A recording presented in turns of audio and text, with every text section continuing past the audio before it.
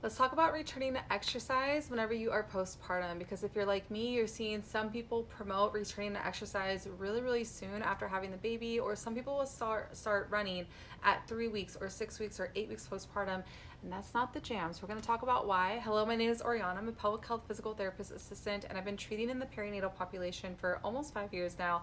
I have two little ones myself, and I am 9 weeks postpartum myself right now, and I'm not running yet. So we're going to go over what happens in the body, why we don't want to exercise just yet, but when can we exercise and how to slowly, get there. So during pregnancy, your body literally structurally changes, and it doesn't matter how active you were during pregnancy, what type of body you had before, during, you are literally leaving pregnancy with a new body. Your rib cage has shifted, your low back, your pelvis, your femur bones, your leg bones, everything has shifted. Your abdominal muscles are a lot weaker. And with all the shifting, it affects what we call that length tension relationship, meaning that it affects how well a muscle can contract, or some muscles, it can make them a little bit too tight for that contraction, right? So we need to restore that balance everywhere. And we know a lot of people talk about like their squishy bellies afterwards. It can take months. Some of your abdominal muscles, it can take up to 6 months to heal back up. So whenever you are trying to get back into exercise, you are trying to exercise in a new body. Now, because you have this new structural body, it affects how your body manages pressure through the abdomen. We call that intra-abdominal pressure. And whenever you try to do something big like laugh, cough, sneeze, jump, run, that's gonna put pressure through the body in different places that is now new for you. It is a different situation. And so if it's not managed properly, whenever you have to lift up something heavy or whenever you have to cough, if it's not managed properly, then that can increase things like prolapse, where your organs want to come down through the vagina. It can increase things like incontinence, where you are leaking whenever you do the big movements like laugh, cough, sneeze, pick up something heavy, even like do a big speech. Or it can increase that diastasis, that abdominal separation that naturally happens with pregnancy. It can increase how severe that gets. So not great. These are things that people go to the doctor for, and they usually don't want to deal with that, right? And somebody may not have may not have any of these symptoms at the 6 week mark, but if they rush into exercise too soon, they can definitely develop them as they go on more and more postpartum. Now let's talk about running a little bit. Running is a huge, huge activity. It is a single leg activity, it is a rotational activity, and it is a quick, vertical, big pressure load management activity, okay? Whenever somebody comes in with their body to a PT clinic, we're not gonna put them on single leg stuff right off the bat. We're gonna make them do double leg stuff first, because single leg, whenever we know for sure that there is weakness surrounding the pelvis, we know that they're gonna compensate somewhere, and that compensation can lead to all the symptoms that I was describing. When I talked about, the muscles taking a long time, some of them taking up to 6 months, the oblique muscles, the ones that are in charge of rotation, those are the ones that take the longest to heal back up and to get to their original thickness. And then if you have this new abdominal pressure management system and you're just trying to do these quick vertical loads, you may not be managing that pressure very well. So running is really, really, really hard on a postpartum body. And you also have to think that whenever you were growing the uterus, whenever you were growing the baby, the uterus was huge and it gave your spine and your pelvis some stability. Now that has shrunk, or it is shrinking. And you also, if you're breastfeeding or you're sleep deprived, now your muscles are not really doing what they are used to doing. They're not healing up as well, or they're just not having as much strength as they were used to. Now, when it comes to the body is so finicky, it's so funny. It really loves slow adaptation. It doesn't like when you go from 0 to 100 right off the bat. And people will know this if they try to do an exercise or try to get back into exercise after not doing it for a while, and suddenly they have an injury and they're going to PT. It likes that slow adaptation. This means that you have to show your body a small new stressor, let your body get used to it, and then add on another little stressor. Let your body get used to that, add on another little small stressor, and you're just like slowly building up. So you can see how if running is such a huge activity and you're supposed to do this slow adaptation, you don't want to just go straight into it. Now, when you are postpartum, you have that lochia, that postpartum bleeding, and that's from the placental wound healing up.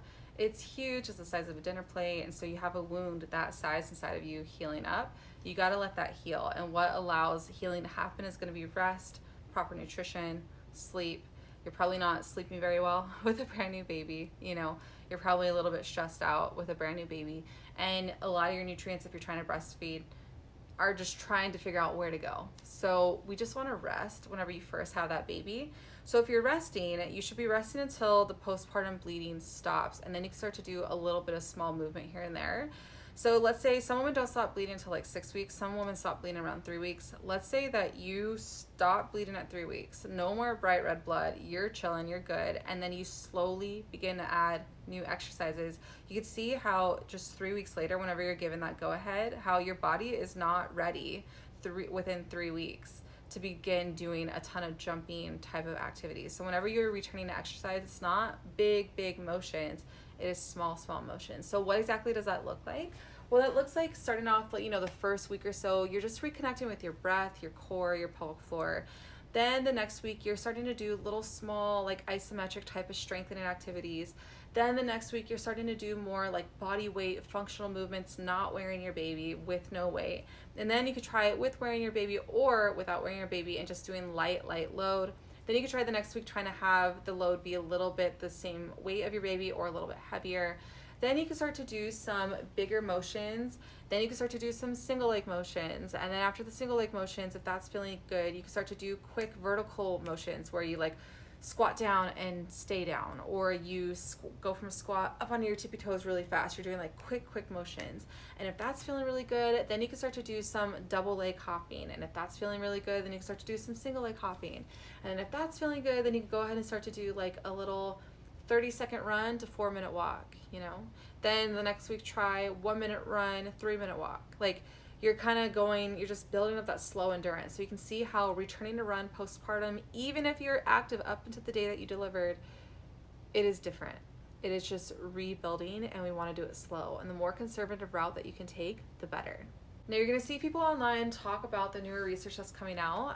Even Canada has some guidelines that just came out recently about returning to exercise before 6 weeks. And I love that. I celebrate that. I agree with that. And I myself have been doing light exercise since like 2 to 3 weeks, right?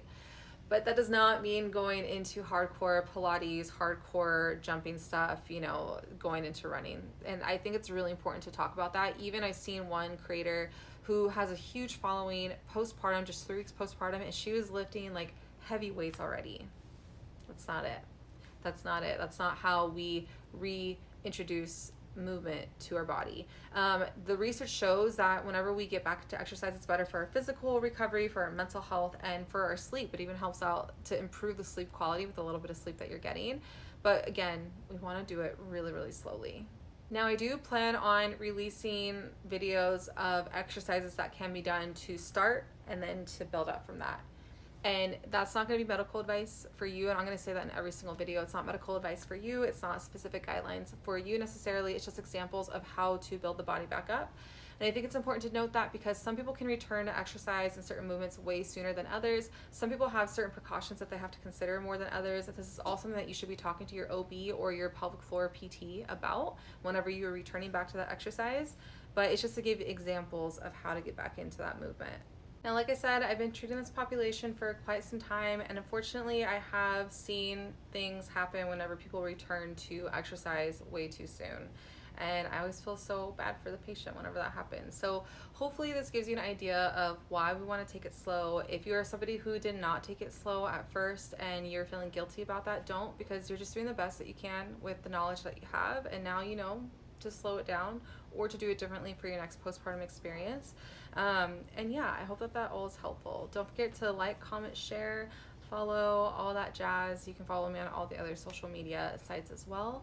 And let me know if you have any postpartum, videos that you want me to do. I would love to do those for you. And yeah, good luck with your return to exercise, and be on the lookout for those videos of how I return to exercise myself. Bye.